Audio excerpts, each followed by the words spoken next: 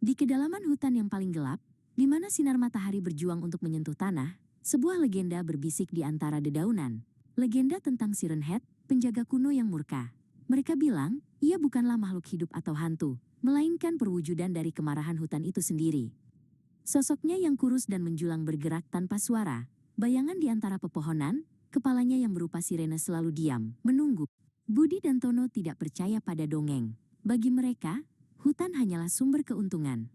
Deru gergaji mesin mereka merobek keheningan suci, menumbangkan pohon-pohon yang telah berdiri selama berabad-abad. Hantu sirene.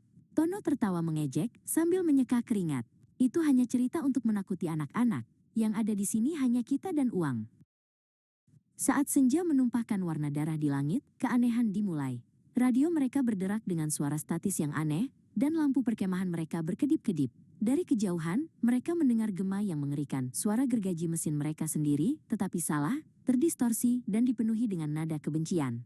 Budi mematikan gergajinya. Gema itu terus berlanjut. Ketakutan mulai merayap. Suara itu semakin dekat, berubah menjadi sirene serangan udara yang memekakkan telinga, lalu siaran berita yang terpotong-potong tentang kebakaran hutan dan tanah longsor. Yang paling mengerikan adalah suara berikutnya. Tangisan seorang anak kecil yang putus asa, datang dari segala arah sekaligus. "Apa itu?" bisik Tono, wajahnya pucat pasi. Kemudian, mereka melihatnya. Sosok kurus setinggi pohon paling kuno, bergerak keluar dari kegelapan. Sirenenya berputar perlahan sebelum melepaskan ledakan suara yang menghancurkan. Jeritan logam yang tersiksa dan derak kayu yang pecah, diperkuat 1000 kali lipat.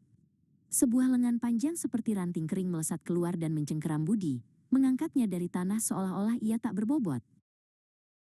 Jauh dari tempat itu, saat fajar menyingsing, seorang peneliti bernama Elara berjalan dengan tenang. Ia menyentuh kulit pohon dengan lembut, memotret anggrek langka, dan membersihkan sampah yang ditinggalkan oleh para pendaki yang ceroboh. Baginya, hutan adalah sebuah kuil, setiap daun dan rantingnya adalah suci. Ia tidak merasakan ancaman, hanya kedamaian. Tiba-tiba, ia mendengar sesuatu. Bukan suara yang menakutkan, melainkan senandung lembut dan melodis, seperti paduan suara angin dan dengungan serangga. Penasaran, ia mengikuti suara itu ke sebuah ceruk tersembunyi. Di sana, di tengah lingkaran cahaya matahari, tumbuh sebatang pohon muda dari spesies yang ia yakini telah punah. Senandung itu seolah berasal dari sana. Saat ia berlutut untuk mengagumi keajaiban itu, sebuah gerakan di sudut matanya membuatnya mendongak. Di tepi ceruk, berdiri sesosok makhluk tinggi yang ia kenali dari legenda yang menakutkan. Siren Head, tapi tidak ada ancaman dalam diamnya. Salah satu sirenenya mengeluarkan dengungan lembut yang ia dengar tadi. Itu bukan suara kemarahan, tapi suara persetujuan, suara kehidupan.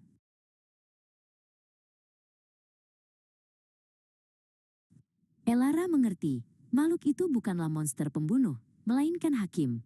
Ia adalah keseimbangan, gema kemarahan hutan bagi mereka yang merusak, dan lagu kehidupan bagi mereka yang menghormati. Dengan hati yang dipenuhi rasa takjub dan sedikit rasa takut, ia berbalik dan meninggalkan tempat itu. Legenda itu nyata, dan hutan memiliki penjaganya sendiri yang mengerikan sekaligus adil.